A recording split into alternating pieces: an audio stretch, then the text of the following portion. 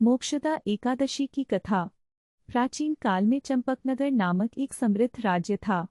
इस राज्य के राजा वैखानस बहुत ही धर्मपरायण, न्यायप्रिय और प्रजा का कल्याण करने वाले थे।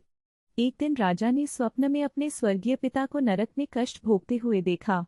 उनके पिता अत्यंत पीड़ा में थे और राजा से मुक्ति की प्रार्थना कर रहे थे। इस स्वप्न से राजा वैखानस का मन विचलित हो गया। उन्होंने तुरंत अपने राजगुरु और विद्वानों को बुलाकर इस स्वप्न का अर्थ जानने की कोशिश की। राजगुरु ने कहा, महाराज, यह स्वप्न सामान्य नहीं है। यह इस बात का संकेत है कि आपके पिताजी अपने पाप कर्मों के कारण नरक में कष्ट भोग रहे हैं। उनकी आत्मा को शांति और मुक्ति दिलाने के लिए आपको किसी महान ऋषि का मार्गदर्शन लेना चाहिए। राजा वैखानस ने अपने पिताजी की मुक्ति के लिए प्रसिद्ध ऋषि पर्वत मुनि की शरण ली। ऋषि पर्वत मुनि ने राजा की बात सुनने के बाद ध्यान लगाकर सत्य को जाना। उन्होंने कहा, हे राजन, आपके पिता पूर्व जन्म के पापों के कारण नरक में कष्ट भोग रहे हैं, लेकिन आप उनकी आत्मा को मुक्त कर सकते हैं।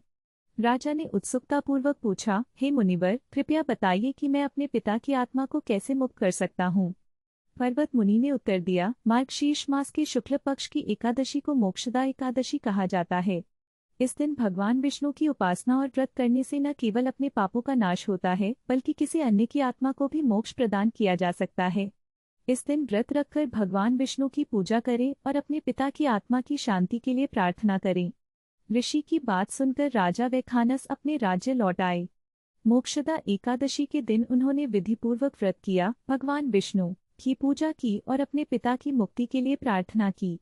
भगवान विष्णु उनकी भक्ति और प्रार्थना से प्रसन्न होकर प्रकट हुए। उन्होंने राजा से कहा, हे राजन, तुम्हारी भक्ति और व्रत के प्रभाव से तुम्हारे पिता की आत्मा को मोक्ष प्राप्त हो गया है। अब वह शांति और स्वर्ग में निवास करेंगे। यह सुनकर राजा वैखानस ने भगवान विष्णु को प्रणाम किया और उनका आभार व्यक्त किया। उन्होंने अपने राज्य में सभी को मोक्षदा एकादशी के महत्व को बताया और इस व्रत को करने के लिए प्रेरित किया। मोक्षदा एकादशी का महत्व। मोक्षदा एकादशी का व्रत करने से न केवल आत्मा को पवित्रता मिलती है, बल्कि पितरों की आत्मा को भी मोक्ष प्राप्त होता है।